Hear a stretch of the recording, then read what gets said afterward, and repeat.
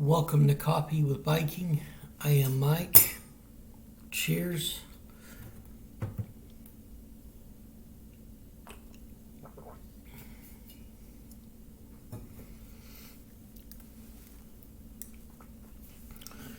Mobile Worship Center.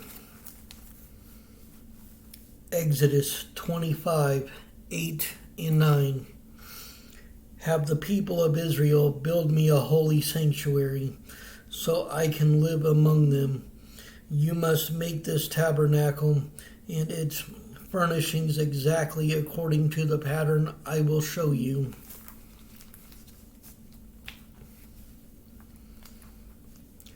Many of the new laws that God gives to Moses deal with how to worship Him.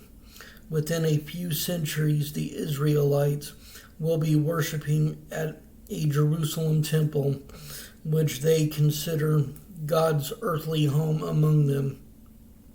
But for now, while on the road, God tells them to build a tent tabernacle, 15 yards long and 5 yards wide.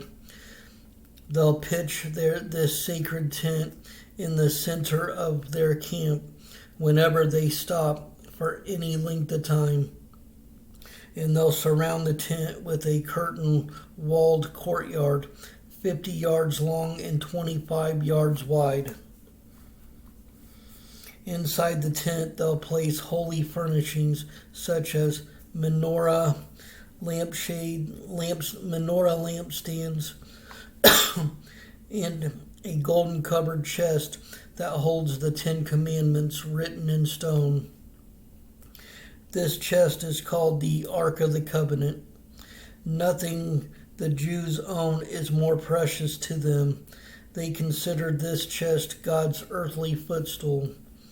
Outside the tent, in the courtyard, Israelites will burn animal and grain sacrifices on a portable altar as offerings of repentance and thanks.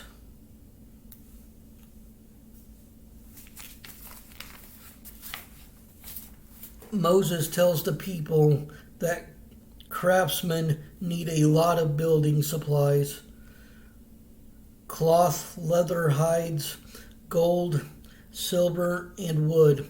Egyptians had given the Israelites parting gifts. Anything the Israelites requested as payment for leaving right away. So the people have plenty of supplies, which they generously donate. They bring so much that Moses has to put a stop to it. Bring no more materials. You have already given more than enough.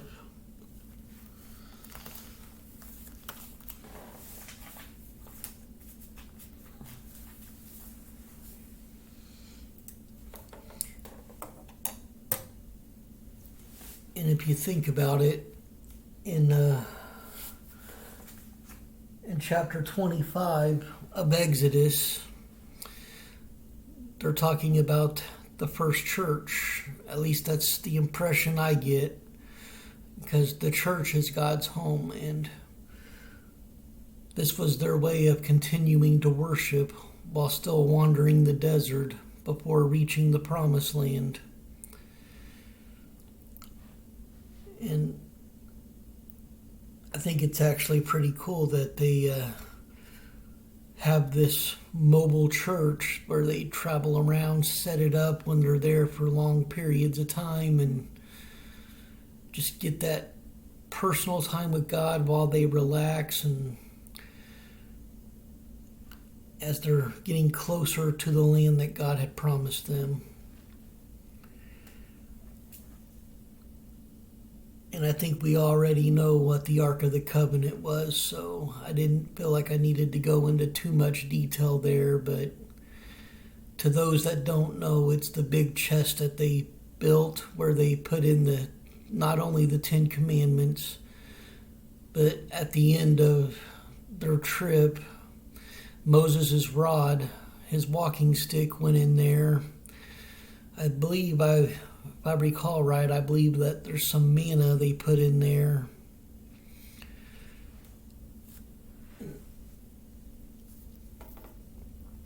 But yeah, I actually do love the story of Exodus, the story of Moses.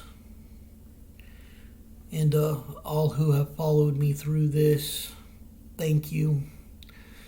It is one of the most amazing stories in the Bible, because of everything Moses went through. And it also brings in other names that you hear about even more later, like Joshua. Stay strong in the word of the Lord. Trust in Him. Stay blessed. Stay caffeinated.